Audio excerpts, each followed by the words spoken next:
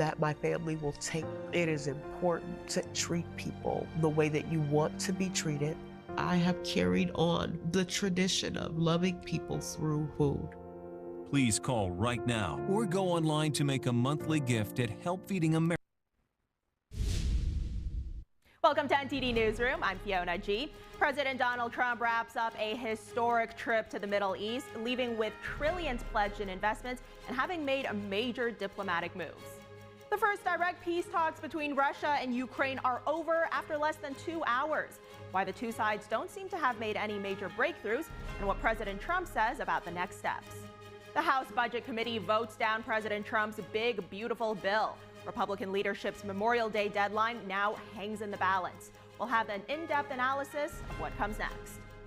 New Jersey transit engineers walk off the job. Governor Phil Murphy says the union is walking away from a fair deal. A Wisconsin judge charged with helping a man illegally evade immigration agents is now asking for donations to pay for her defense. And the Department of Health and Human Services plans to stop recommending routine COVID vaccines for children, teens, and pregnant women.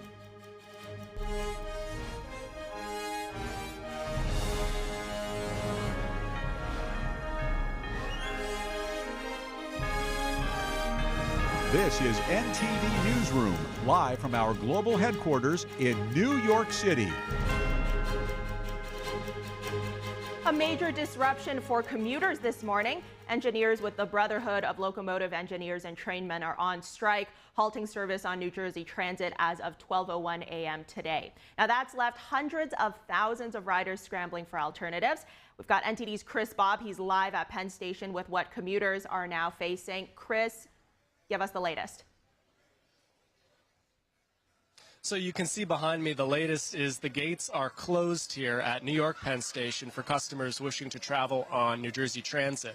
Right now, all of their train cars are suspended. You can't get anywhere. You have some customer service workers behind me. They're telling people to go up the escalator right over here, get on path, and then some shuttles will take them to places like Newark Airport.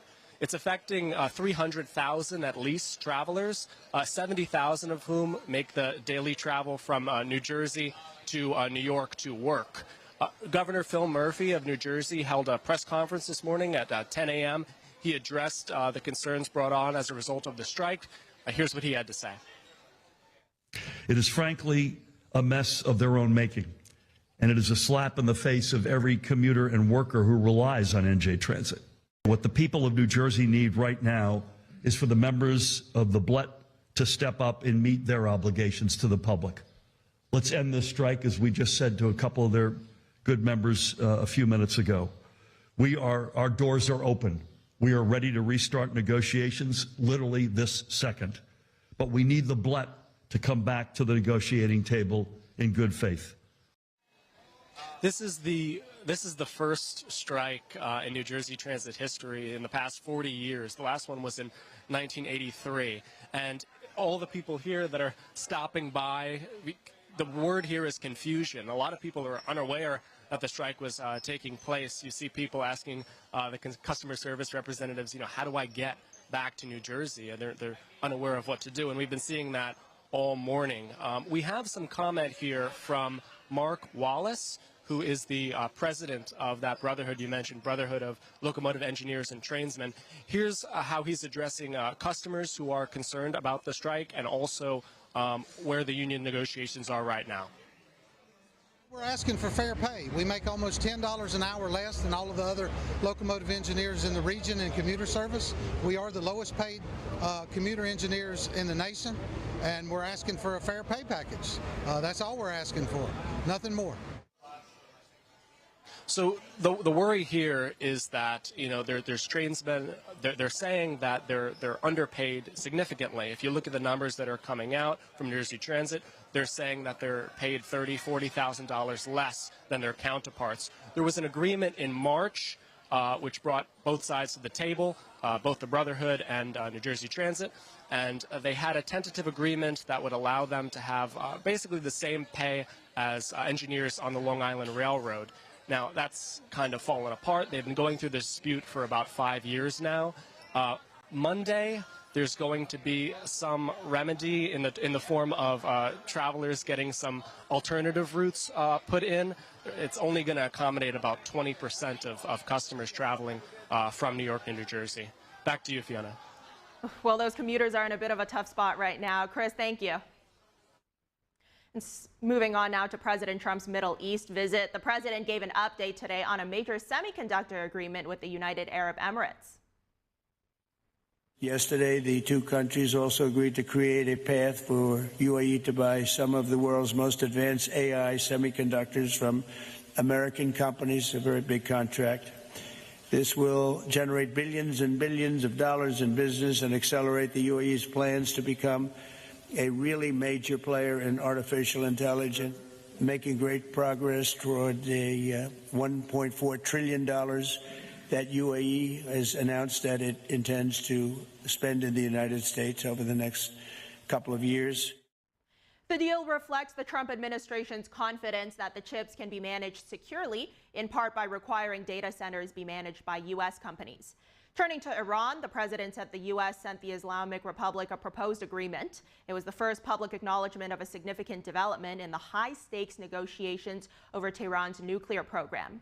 President Trump says they now know they have to move quickly or something bad is going to happen. The president also touted his recent trade agreements with China and the United Kingdom. He said U.S. officials will send letters within weeks over trade. We just reached a fantastic trade deal, as you know, with the United Kingdom, which was wonderful. And we have another big one that we just reached with China. The China deal is a very big deal. It's in the process of continuing to be formed, but they wanted to make that deal very badly. And we have, at the same time, 150 countries that want to make a deal, but you're not able to see that many countries. So at a certain point over the next 2 to 3 weeks, I think Scott and Howard will be sending letters out essentially telling people, it would be very fair, but we'll be telling people what they'll be paying to do business in the United States. The president wrapped up his Middle East tour in the UAE with a breakfast for business leaders. He also visited Abraham House in Abu Dhabi. The interfaith complex features a mosque, church, and synagogue, houses of worship for the three Abrahamic faiths. The white marble place of worship is set on the shores of the Persian Gulf. It was built after the United Arab Emirates signed on to the Abraham Accords in 2020 during President Trump's first term. Now, that agreement saw the UAE recognize Israel. Trump leaves the Gulf region with trillions of dollars of pledged cooperation and investment. The president will now return to Washington. The first direct peace talks between Russia and Ukraine are over now after less than 2 hours. There's no apparent sign of progress so far in closing the gap between the two sides. Here's NTD's international correspondent Arian Pazdar. Delegations from Russia, Ukraine, the US and Turkey meeting in Istanbul on Friday. The first direct talks between Russia and Ukraine since the start of the conflict ended after less than 2 hours. Expectations for a major breakthrough were already low before the meeting, but they were lowered even further when Ukrainian President Volodymyr Zelensky and Russian President Vladimir Putin said they won't attend the talks. President Trump now says he will set up a meeting with Putin. I think it's time for us to just do it. I said, they all said Putin was going and Zelensky was going, and I said, if I don't go, I guarantee Putin's not going. And he didn't go, and I understand that, but we're going to get it. We're going to get it done. We got to get it done. Russia decided to send a delegation of low-level officials to Friday's talks. Ukraine and its allies accuse Putin of stalling, saying he's not serious about wanting peace. But on a positive note, Kiev and Moscow agreed to exchange 1,000 prisoners of war from each side. That's according to Ukraine's defense minister, who represented Kiev at the talks. We have agreed to exchange 1,000 persons to 1,000, and we're working on other modalities, and our colleagues are in contact and will exchange all the documents. The European Union is now already increasing the pressure on Russia's Putin, who didn't join the talks. European Commission President Ursula von der Leyen is announcing more sanctions against Russia. We are ready to do more to bring Putin to the negotiation table. Many of the speakers mentioned it. This war has to end. You said it, Georgia. You said it, Keir. Volodymyr has described with others the roller coaster of the last days. The new package includes sanctions on the Nord Stream pipelines, listing more vessels in Russia's shadow fleet and lowering the oil price cap. It also includes more sanctions on Russia's financial sector. Arian Pastar, NTD News. And building off of this, the European Union is now already increasing the pressure on Russian President Vladimir Putin, who, as we heard there, did not join the Ukraine peace talks. European Commission President Ursula von der Leyen is announcing more sanctions against Russia. And we are ready to do more to bring Putin to the negotiation table. Many of the speakers mentioned it. This war has to end. You said it, Georgia. You said it, Keir. Volodymyr has described with others the roller coaster of the last days. Von der Leyen gave details on the elements of the new sanctions package. It includes sanctions on the Nord Stream pipelines, listing more vessels in Russia's so-called shadow fleet, and lowering the oil price cap. President Trump repeatedly said oil prices have to be capped in order to stop the fighting. That's because Russia uses the money it makes from oil sales to finance its war machine. The European package also includes more sanctions on Russia's financial sector. The EU has already adopted 17 sanction packages, the latest one just this week. Diplomats say it is increasingly difficult to get the necessary agreement among the bloc's members to pass new measures. Milwaukee County Circuit Judge Hannah Dugan said today that she's setting up a fund to cover the costs of her defense. Judge Dugan, if you had to do it again, would you do it the same? Judge Dugan was indicted on Tuesday on one count of obstruction and one count of concealing a person to prevent arrest. She pleaded not guilty during her arraignment. FBI agents had arrested the judge at the county courthouse on April 25th for allegedly helping an illegal immigrant, Eduardo Flores Ruiz, to evade arrest by federal agents. She's accused of leading Flores Ruiz out of a back door in her courtroom on April 18th as agents were in the courtroom looking to arrest him. The state Supreme Court suspended Dugan following her arrest. The fund issued a statement saying that the case against her is an unprecedented attack on the independent judiciary by the federal government, and that she plans to resume her work as well. The charges against her carry a total maximum sentence of 6 years in federal prison. The mayor of Newark, New Jersey appeared in court yesterday. Mayor Ras Baraka is facing a misdemeanor charge after allegedly trespassing at a New Jersey detention center last week. His lawyers are now seeking to have the charge dismissed. The incident took place on Friday outside the Delaney Hall Immigration Detention Center. The mayor and 3 Democratic members of Congress were protesting plans to open the 1,000-bed processing center. One of the mayor's lawyers argues that Baraka was invited to the facility and was outside it when he was handcuffed and detained. The lawyers say they're seeking dismissal on grounds that the Trump administration is selectively prosecuting the Democratic mayor. Secretary of Homeland Security Kristi Noem commented on the case on Wednesday. She called the protest a political stunt that put the safety of federal agents at risk. 200 people reportedly attended the protest. Noem accused the 3 Congress members of shoving and striking law enforcement officers, an allegation that they deny. Former FBI Director James Comey is under investigation for a controversial social media post. Several officials have condemned the post for appearing to threaten President Trump's life. Here's what the Director of National Intelligence, Tulsi Gabbard, had to say.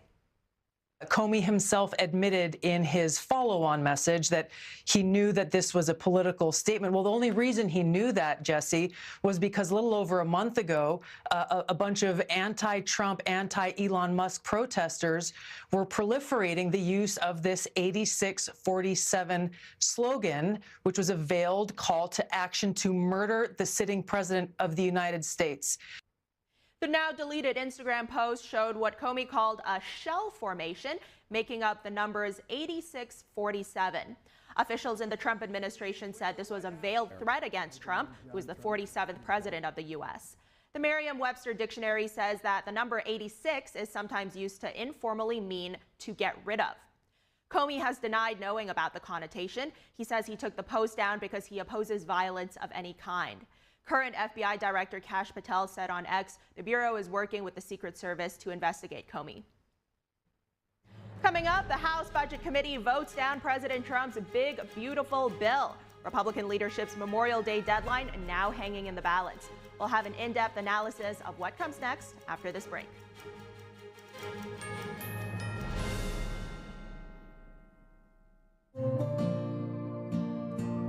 Imagine a coffee that cares for your health.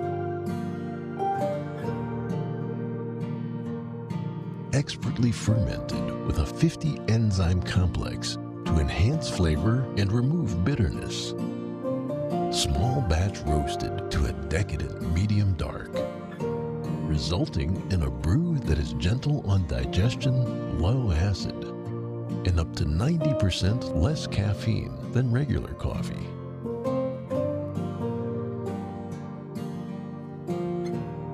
Try America's first enzyme fermented coffee today. Stay tuned to get a free month of home warranty protection. Tired of searching for contractors when your home appliances and systems break down, only to leave you stuck with a huge repair bill and shoddy repairs? Plumbing, heating, air conditioning, and appliance breakdowns could cost thousands.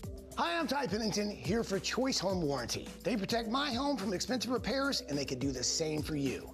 No matter if it's your refrigerator, plumbing, or more than 20 other home systems and appliances, Choice Home Warranty has saved millions of homeowners a whole lot of money. For a low monthly fee, you get their nationwide network of trusted local technicians with plans that cover repairs and replacements done quickly and the right way. I would recommend anyone who is listening to this to call Choice Home Warranty up. It eliminates anxiety, frustration, and it saves you money. Don't let an appliance or home system break the bank, leaving you stressed. Call Choice Home Warranty before that happens and get your first month free. Plus, call in the next 5 minutes and we'll give you free limited roof leak coverage. That's a $70 value, free. Just call now. No more headaches searching for technicians. No more budget-breaking chaos. Just a peace of mind of having Choice Home Warranty at your service. I trust Choice Home Warranty with my home, and you should too. Year after year, Choice Home Warranty is recognized as the nation's top home warranty and has thousands of 5-star reviews from real homeowners. Experience real budget protection and call Choice Home Warranty now. Stop throwing money down the toilet chasing contractors. Call Choice Home Warranty now and save big with their special offer of your first month free and free limited roof coverage. Don't wait another minute. Call now. Call Choice Home Warranty for your free personalized quote and to get your first month free. Call in the next 5 minutes, and as our special offer, you'll receive free limited roof coverage. That's over $100 in savings. This offer won't last long. Call now to lock in your rate and save big. Call 800-216-9114, 800-216-9114. When it comes to disasters and emergencies, it's not a matter of if, but when. I'm relying on luck, but who knows if it'll be on my side. Let's prepare so we all have a better story to tell. Take control at ready.gov/olderadults.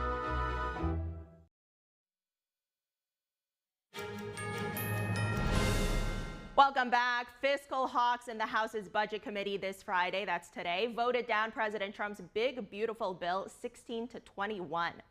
Someone defend to me that we give 7 times as much money to an able-bodied, often single, often male person than we do the vulnerable population for whom Medicaid was designed. And we allow states to then money launder that, which they do openly and admit it, to fatten their coffers. And we're not going to touch that. Sadly, I'm a hard no until we get this ironed out. And I think we can. We've made progress, but it just takes time. 5 Republicans voted against the markup of the reconciliation bill. The House Budget Committee went on recess after today's vote and will revisit the bill next week. House Republican leadership are negotiating spending cuts demanded by House Freedom Caucus members and tax breaks demanded by Republican lawmakers in blue states like California and New York. So let's stay on the topic of what President Donald Trump is calling this big, beautiful bill. We're going to bring on a panel now. We've got Hadley Manning, Executive Vice President and Fellow of the Steamboat Institute, as well as Robin Byro, former Obama Regional Campaign Director and Democratic strategist. Hadley, Robin, happy Friday. Great to have you both on here. Hadley, let's start with you. As I mentioned there, 5 Republicans joined Democrats in voting no to this bill. Were you surprised by the committee's vote? I was not surprised because this has long been the important factor in terms of Republicans getting on board with this bill. Medicaid funding and, of course, the SALT cap, the state and local tax deduction.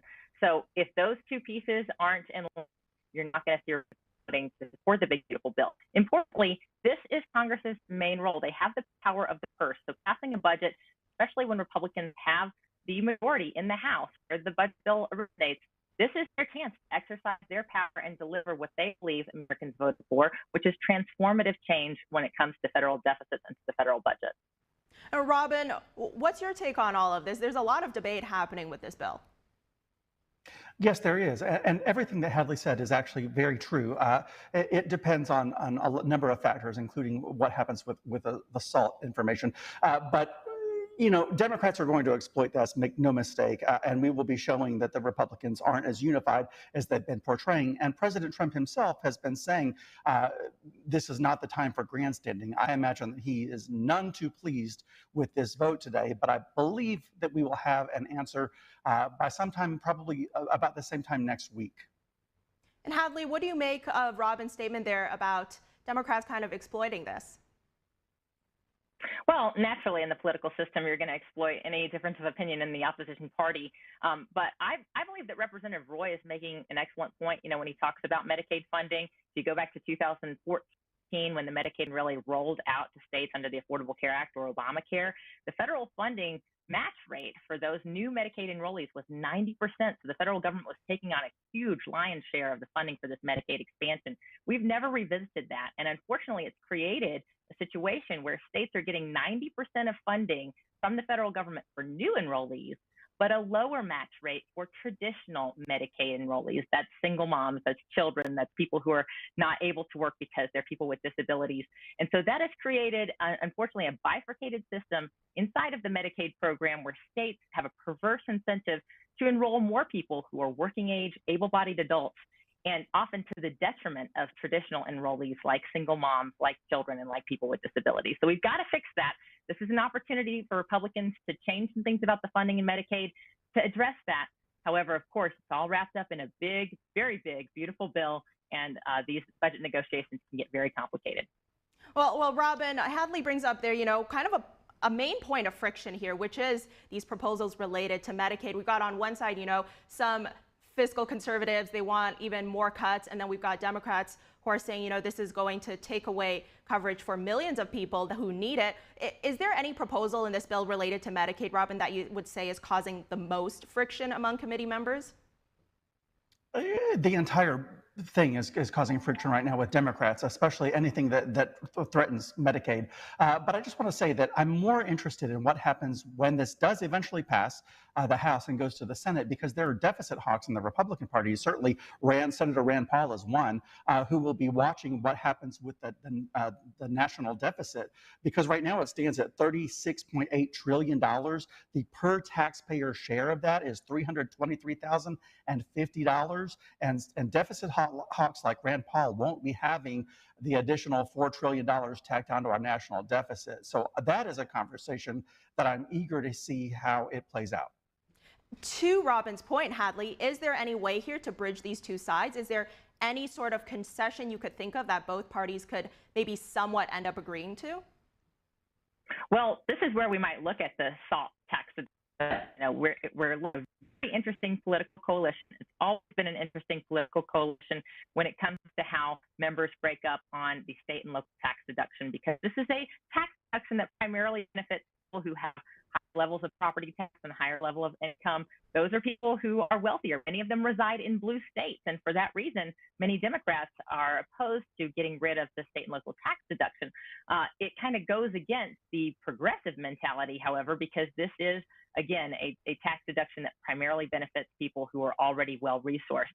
On the other hand, you have Republicans in red states where those states are trying to be more budget conscious in many cases, who want to get rid of the SALT tax cap because it creates a perverse incentive for blue states to spend more money without the taxpayers in those states feeling really feeling the weight and the burden of those additional spent dollars in blue states. So it's a very interesting coalition on SALT.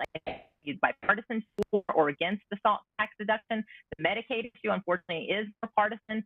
I think most of the fiscal hawks who are opposed to increased Medicaid spending and who want to see program reforms and realign to its original mission of providing for the most indigent poor and the people who are in specific situations, like single mothers, like children, like people with disabilities. Those are almost all Republicans. And so it's going to be an uphill climb. But in this case, as the Budget Committee vote demonstrated today, those are the people holding the power at this moment. And so it'll be up to negotiating with them to see where we land. Robin, I see you reacting to some of Hadley's statements there. What do you think? Any concessions you see possibly happening? Possibly so. And I really do sincerely hope that we can reach across the aisle to bridge the divide here, because it would benefit everyday Americans. Everything Hadley said, I'm so impressed with what she said here. It's all very true. This would benefit people who are well positioned, but at the end of the day, we have to get a spending bill through. Nobody wants a temporary spending gap like we've had time and time before. Again, when we always fear, are we going to run out of funding before a midnight deadline? Nobody wants to see that, and especially not if you're the party in charge. All right, and Hadley, let's go back to an earlier point that Robin made about President Donald Trump weighing in on all of this. Of course, we've seen the president weighing in all along this process, always calling it his big, beautiful bill. His latest post on Truth Social, here's a quote. He wrote, "Republicans must unite behind the one big, beautiful bill. Not only does it cut taxes for all Americans, but it will kick millions of illegal aliens off of Medicaid to protect it for those who are the ones in real need." Obviously, this call, it wasn't exactly enough for some of the Republicans. The president also said, now isn't the time for grandstanding, as Robin also included there. Hadley, going forward, how important is the president's backing going to be for swaying lawmakers? Well, I think it's very important that the president and Congress work together at this point. They're on the same party, so they should be working together pretty close. And I think Trump has signaled a lot of things for fiscal hawks. The fiscal hawks in the Republican Party love what he's done with DOGE. They love what Elon Musk and his team have done in terms of pointing out where there's been waste or fraud or abuse or places we could cut or negotiate some federal contracts or leases. So he signaled that he's interested in having a more responsible budget, and he's interested in looking at government outlays or spending. He's also interested in, making sure that the tax policy that he started in his first term gets extended, those tax cuts get extended.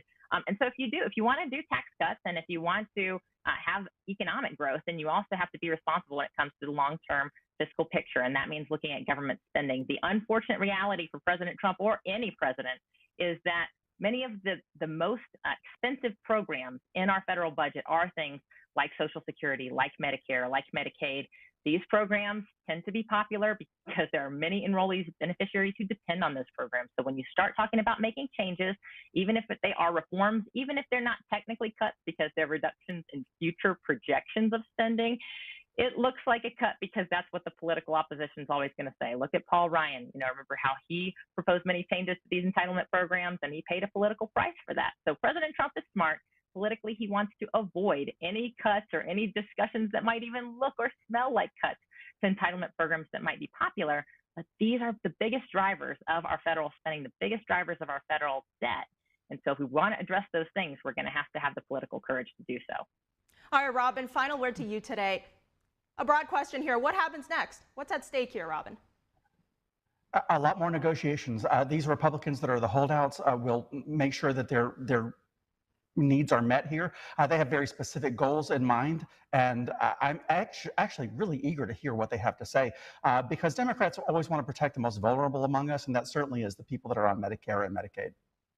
All right, Hadley Manning, Robin Byer, great having you guys on today. Thank you.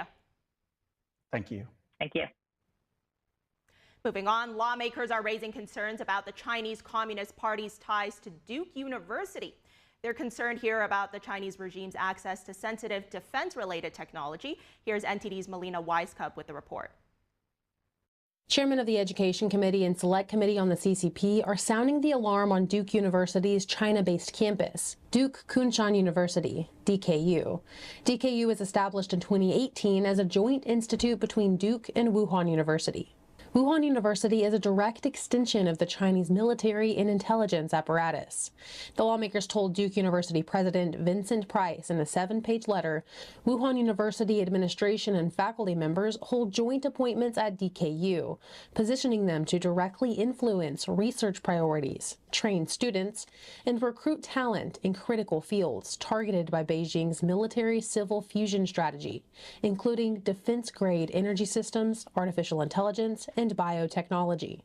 They say Duke has already transferred sensitive technology through the partnership, citing a surveillance camera created by Duke University researchers in 2012.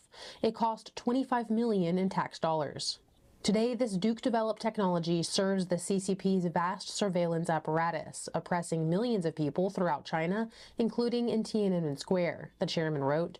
The report notes 4 other U.S. higher education facilities that have cut their joint ventures with the Chinese Communist Party. Earlier this month, lawmakers passed a bill to restrict DHS funding to universities that partner with the Chinese regime. These talent recruitment programs are a win-win for China. China wins twice. First, U.S. taxpayers are funding their research, not China. And second, China then uses the research it would not have otherwise had to advance its own economic and military interests. Additionally, a group of Democrats and Republicans have introduced a bill to prevent the Chinese Communist Party from accessing advanced U.S. semiconductor chips. The lawmakers said this is needed because the U.S.'s export controls on advanced chips isn't working due to smuggling, loopholes, and technological advancements. Reporting from Washington, D.C., Melina Weisskopf, NTD News. And a Duke University spokesperson confirmed that the institute received the letter from Representatives Molinar and Wahlberg. The spokesperson told media, quote, Duke respects Congress's important oversight role and will work to further educate Congress about Duke's global education mission. Moving on, the FBI is warning that if you get a message claiming to be from a senior U.S. official, you should proceed with caution because it may not be real. In a public advisory issued yesterday, the FBI says hackers have been using AI-generated voice messages to impersonate senior U.S. officials. The agency says this has been going on since April, and the targets included federal and state officials. The FBI did not identify the hackers, but the agency says they would try to establish rapport with the target before gaining access to personal accounts. The FBI says the hackers could then use those accounts to target other government officials and could even try to elicit information or funds. Coming up, the Department of Health and Human Services plans to stop recommending routine COVID vaccines for children, teens, and pregnant women. We'll be right back.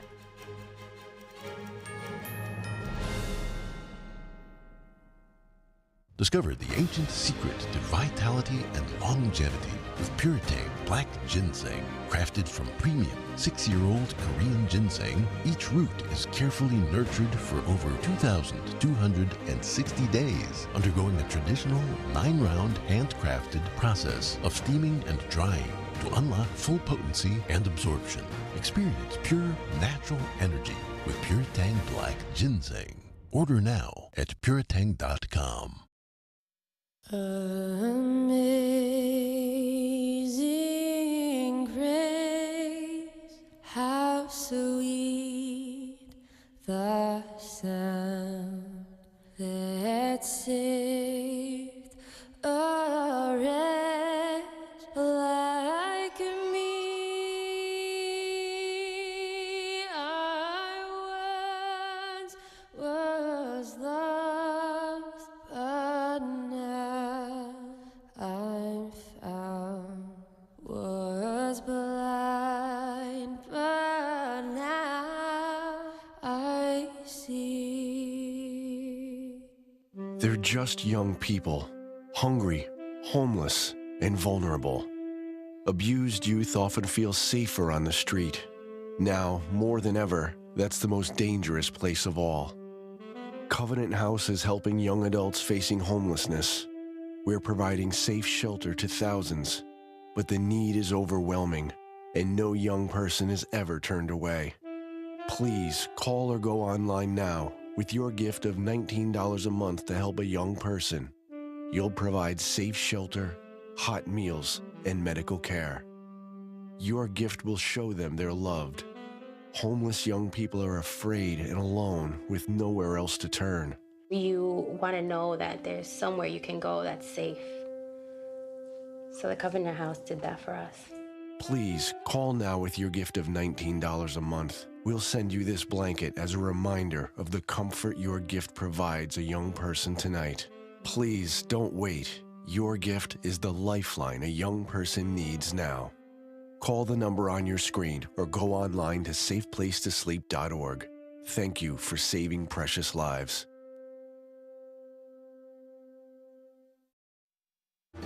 Kids love it. Parents trust it. Obviously. Explore GJW Plus Kids Series and Ganjiong Campus courses led by expert educators. This is spectacular. Children will learn values like respect, responsibility, and knowledge in language, science, and more. Wow. All while having fun. Perfect. Subscribe today at GJW Plus Kids, where learning meets fun.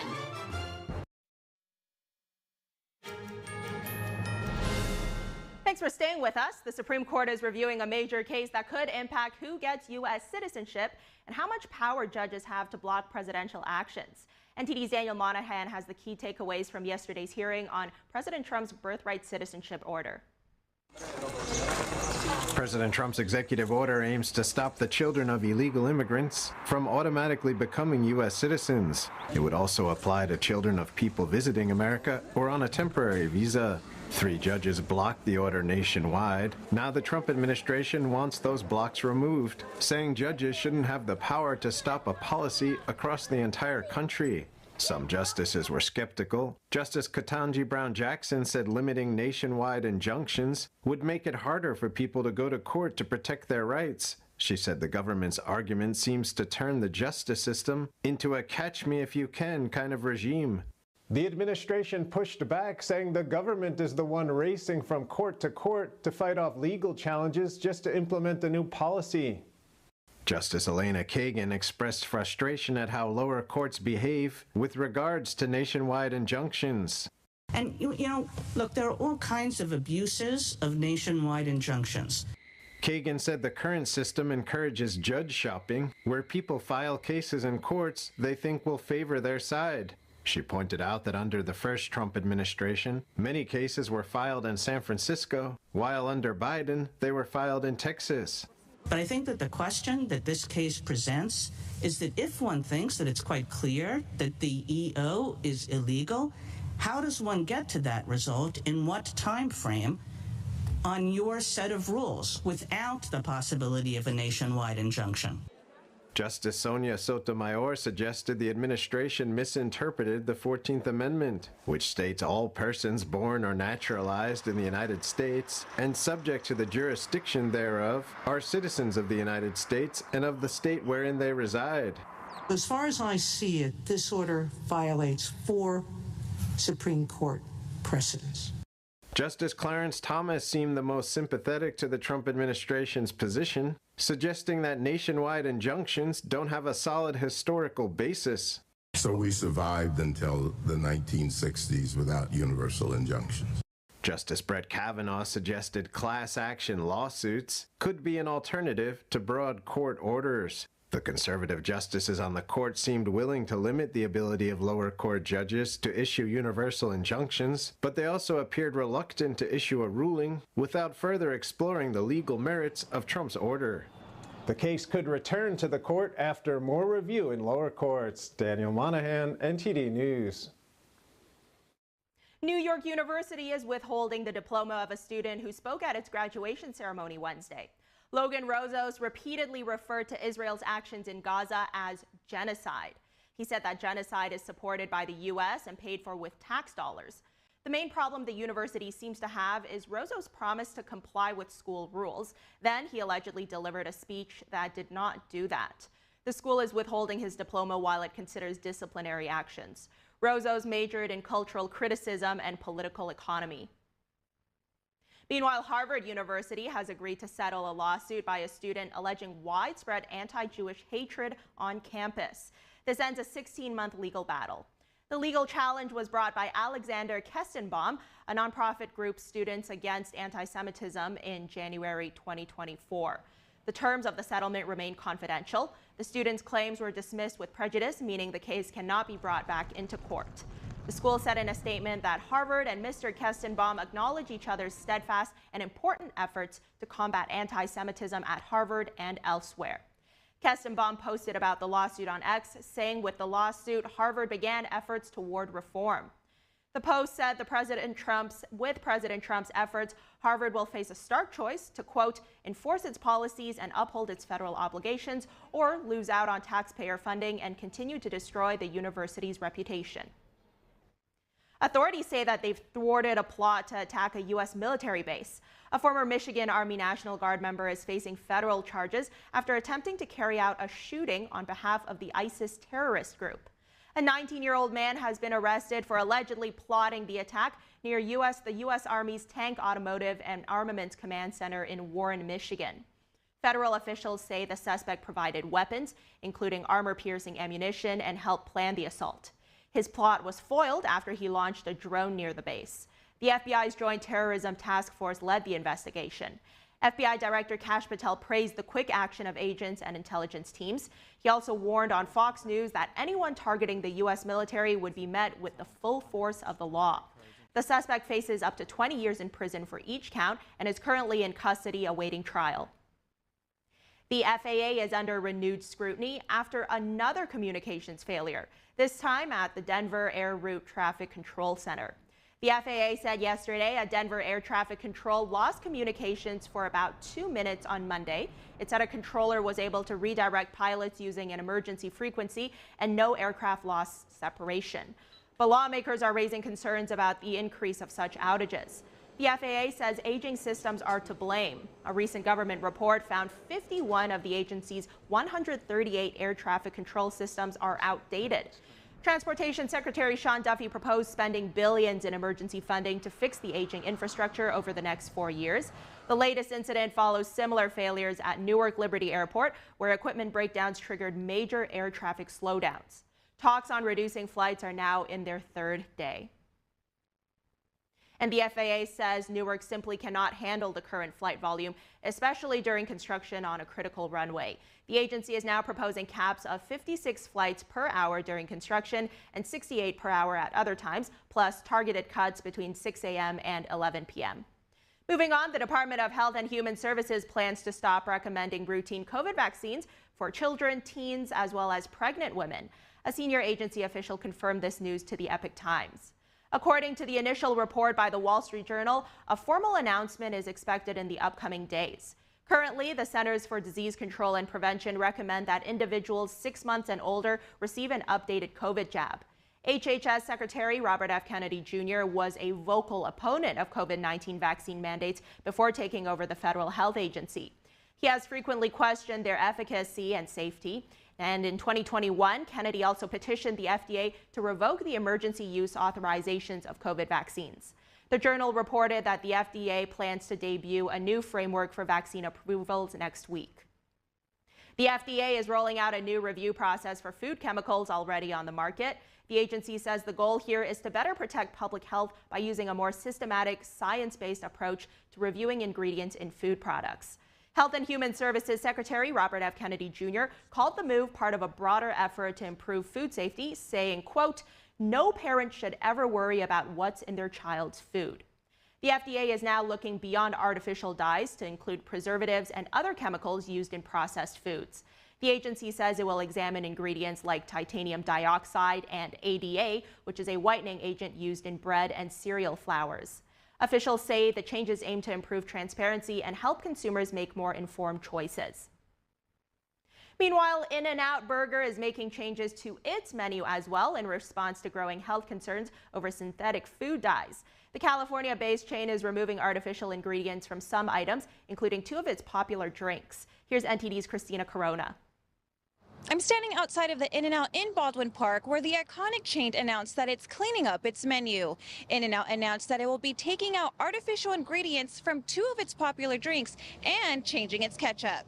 An In-N-Out spokesperson said in a statement Wednesday, as part of our ongoing commitment to providing our customers with the highest quality ingredients, we have removed artificial coloring from our strawberry shakes and signature pink lemonade. In-N-Out will also be using ketchup made from real sugar instead of high fructose corn syrup. The move comes just weeks after the federal government announced plans to ban certain synthetic dyes due to health concerns. Last month, the FDA said it will begin phasing out petroleum-based dyes from the food supply over the next few years. Health and Human Services Secretary Robert F. Kennedy Jr. called the dyes poisonous compounds used to make food and drinks more visually appealing. Earlier this week, the FDA approved the first 3 natural alternatives: Calderia Blue, butterfly pea extract, and calcium phosphate. Several more natural food colorants are still awaiting approval. In-N-Out is among the first fast food chains to respond with recipe changes. It currently operates over 400 restaurants across the U.S. Reporting from the city of Baldwin Park, Christina Corona, NTD News. Florida Governor Ron DeSantis signed a bill yesterday banning fluoride in the state's water systems. DeSantis said using fluoride is fine, but said putting it in the water is forced medication. Yes, use fluoride for your teeth, that's fine, but forcing it in the water supply is basically forced medication on people. They don't have a choice. You're taking that away from them. Florida lawmakers approved the bill last month, and the ban will go into effect on July 1st. Some local governments have already voted to ban fluoridated water ahead of the statewide ban. This makes Florida the second state in the country after Utah to stop fluoridating their public drinking water. A U.S. delegation led by Vice President J.D. Vance and Secretary of State Marco Rubio is headed to Rome for the historic inauguration of Pope Leo XIV. The Chicago-born pontiff is the first American pope. Vance and Rubio, both Catholics, will join world dignitaries at St. Peter's Square, where centuries-old rites unfold before a global audience this Sunday. Leo XIV spent decades as a missionary in Peru. He will don the fisherman's ring, a symbol of his new papal power. For Vance and Rubio, the visit is an opportunity to witness a new chapter for Catholicism, led by an American pope whose voice carries weight far beyond Rome. The United States is pushing back after Colombia joined China's Belt and Road Initiative this week. Now, the U.S. says it will work to block international funding for Chinese state-run projects in Colombia, warning that they threaten regional security. The State Department says it will push to block loans from institutions like the Inter-American Development Bank, or IDB, which supports Chinese state-backed projects in Colombia. The bank is a major funder of development across Latin America. China is Colombia's second-largest trade partner after the United States, and Beijing's economic footprint is growing. A Chinese firm is currently building Bogota's $6 billion metro system. The IDB did not immediately respond to media requests for comment. South Korea's industry minister is asking for a waiver from U.S. tariffs. The diplomat added that a South Korean delegation would visit the United States next week for technical talks as part of negotiations. His meeting with the U.S. Trade Representative, Jameson Greer, took place on the sidelines of a 2-day gathering of trade ministers from the Asia-Pacific Economic Cooperation Forum. Outside the APEC trade ministers meeting venue, around 20 protesters demanded that the U.S. and South Korea halt what they called unilateral trade negotiations. President Donald Trump hit South Korea with 25% tariffs back in April. Seoul was one of the first countries to hold face-to-face talks with Washington shortly after Japan returned to the trade negotiating table. The tariff truce between the United States and China is helping to restart trade between the countries. But for manufacturers of Halloween decorations in eastern China's Yiwu City, feelings are mixed. Halloween comes in October, but manufacturer Lo Xiaobo says the golden time to make spooky decorations in China starts in March, up until the end of September. This year, though, has seen U.S. buyers of frightful decor scared into suspending or delaying their orders. Last month, President Donald Trump's tariffs on Chinese imports hit 145%. That means, for people like Lo, October 31st could be all trick and no treat. His family has made Halloween decorations in the eastern Chinese city of Yiwu for 28 years. And while a 90-day pause in the US-China trade war means tariffs have gone from sky-high to 30%, for Lo, the damage has already been done. I don't think just because they lowered tariffs that we should be happy, because they have already delayed our production time. For example, in a normal quarter, let's say these 2 months, I can produce about $69,000 worth of goods. But now I only have $28,000. Lowe's business relies on the U.S. for a fifth of its sales. When we come back, a group of Japanese businessmen return to their cheerleading days. A weekend routine brings them back together. We'll have that story after this break. Stay with us.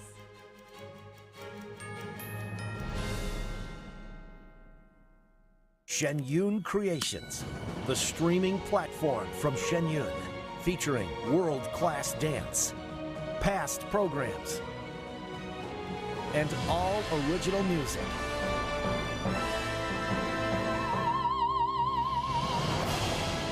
Masterclasses, behind the scenes, comedy, and more. Explore shenyuncreations.com.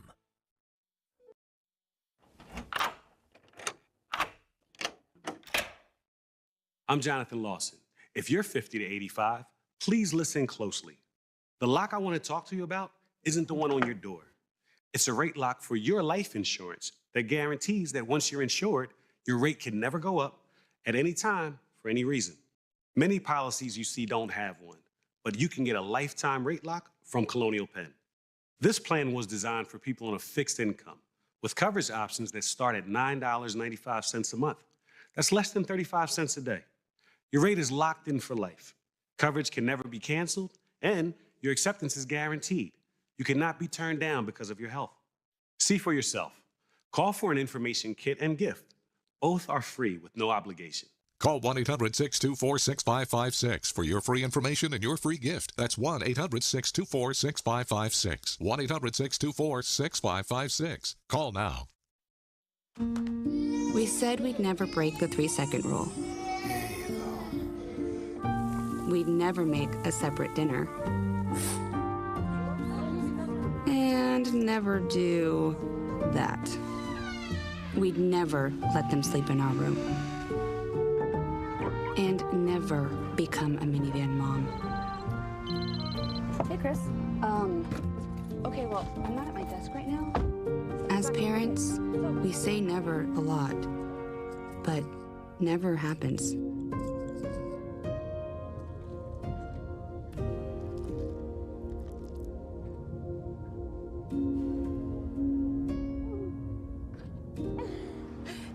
So when you say you'd never leave your child in a hot car, know it can happen.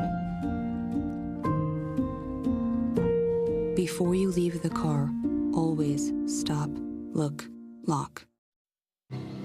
For decades, I've taught you everything I know. How to safely build a fire,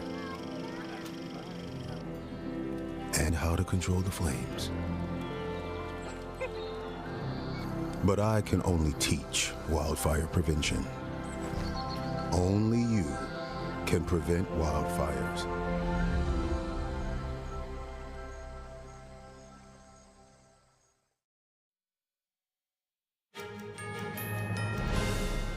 German businessman Oskar Schindler used a former textile factory to save 1,200 Jews from the Nazis. Now the location is serving as a museum to educate the next generation about the Holocaust. Here's NTD's Andrew Thomas. In 1938, the Nazis took this factory from its Jewish owners, turning it into a concentration camp in the Czech Republic. Today, it's the Museum of Survivors. Daniel Louvre is a driving force behind the project. It's very important today. I mean, it's 80 years since the end of World War II. We think this valley has been where we've lived for 400 or 500 years. Our world was cut in 1938, and we had to flee for our lives and lost a bit of our history. The former textile factory was operated by Oskar Schindler. The German businessman managed to save more than 1,000 Jews from the Nazi death camps. Louvre's family lived in this part of the Czech Republic for hundreds of years, acquiring the plant in Bryanec in 1854. Today, his family members are scattered around the world. The story that occurred here it's recognized in Argentina, it's recognized in America, in Australia. Our family has come back, the 3 branches that came here today, they've come back from Australia, they've come back from Brazil, where they fled to, they've come back from America. The museum, housed in a part of a renovated spinning mill, displays the history of Schindler, his wife Amelia, and the Louvre family. The testimonies of Holocaust survivors bring the installation together. Relative and visitor Claudia Pros explained the idea behind the project. I knew what the vision was, or I'd seen the plans for the vision, but to see it realized and to see all these people coming to honor it to me, it's just overwhelming. It's just so beautiful, and it's got such potential for children. Project manager Milan Sodoma hopes the museum will become a place for young people to learn. We would like to create a project here that is based on place-based learning. Students will go through the whole history on the spot, showing specific historical events, which is an interesting way to educate students. We also want to show them how one person can make a difference and change history. A fuller understanding of what happened during the war could educate generations to come. Andrew Thomas, NTD News. A group of Japanese businessmen are now returning to their cheerleading days. Now, the former college athletes have pursued different careers, but their weekend routine brings them back together. Here's NTD's Andrew Thomas. In a college gym in Tokyo, Satoi Mochizuki and 30 other young businessmen gear up for their weekend cheerleading session. They call themselves Cheerymens, a mashup of cheerleading and salarymen. Formed in 2023, the group is made up of alumni from the elite Waseda University's male cheerleading squad. We chose to wear suits for our performances because there's this common image in Japan and probably the whole world of the typical salaryman in his suit working day after day as a cog in society, and we thought it would be a good contrast for us to express ourselves through our performances, wearing suits and doing what we love with all our might. The young acrobats volunteer their weekends at shopping malls and other venues. Their day jobs range from real estate sales to marketing, and they balance their professional lives with their passion for cheerleading. 31-year-old Sho Hayashi was apprehensive at first, but his fear dissipated quickly. I was scared at first for sure, but I got used to it and felt secure knowing that they teammates would catch me. So I'm no longer afraid of that technique. From Monday to Friday, member Sachiro Kakumoto is the quintessential Japanese businessman. The 23-year-old commutes in crowded trains, works late, and goes out with colleagues. The weekend routine allows him to decompress. On weekdays, I use my brain, and on Saturdays and Sundays, I use my body. Even if one isn't well, the other might be, and that's contributing to my overall mental health. On a recent weekend, the men entertained a huge crowd at a shopping mall with their acrobatic stunts at high energy. The group has also competed, including in Britain's Got Talent, where they came in third in their semifinal. Andrew Thomas, NTD News. Okay, that was actually quite impressive. I don't know how they do that in suits. But coming up, the House Budget Committee fails to pass the GOP reconciliation bill. A key point of contention here, proposed Medicaid cuts. We'll be taking a closer look with a political reporter in the next hour. We'll be right back.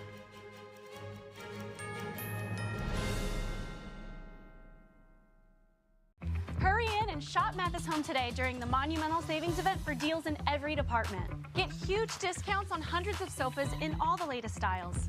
Come and see the latest looks in bedrooms and dining rooms at the lowest prices ever. You can get it all in stock with fast and free delivery. Even an incredible selection of patio and outdoor furniture so you can enjoy every part of your home. For the best service, selection, and value, don't miss out on the Monumental Savings Event at your furniture superstore, Mathis Home. Focus on beauty, showcase nature, share kindness, feel brightness. 2025, the 5th NTD International Photography Competition. Capture the beautiful moments in your eyes. Your works will be showcased in galleries and on multiple online platforms, appreciated and collected. Please visit photo.ntdtv.com. My biggest fear in the middle of my addiction was that I would never be able to get over it and that my kids wouldn't have a father.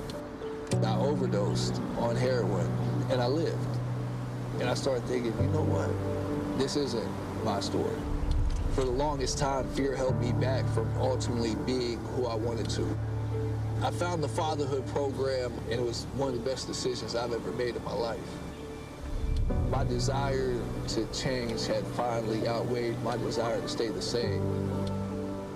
I felt powerless for so much of my life that it's important to me that my kids are empowered and truly believe that if they can think it, they can do it.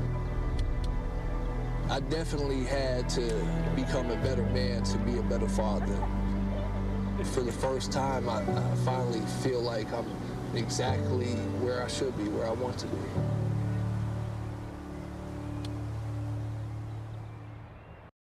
I'm excited to announce that we're having a huge sale on overstock and brand new products. For example, MyPillow Percale bed sheets, every color, every style, every size, only $29.88. Our Percale bed sheets are breathable, cool and crisp, and they're perfect for spring and summer. And check out Rev 7, the next generation of energy drinks. It tastes great, and it gives you energy all day with no jitters and no crashes. Best of all, it's actually good for you. And for a limited time, try our 3-pack absolutely free. So go to mypillow.com or call the number on your screen. Use your promo code to save 20% on our Rev 7 12-packs, or try our introductory 3-pack absolutely free. And our Percale bed sheets, all sizes, only $29.88. Twin size, full size, queen size, king sizes, all $29.88. Inventory is extremely limited at this price, so order now.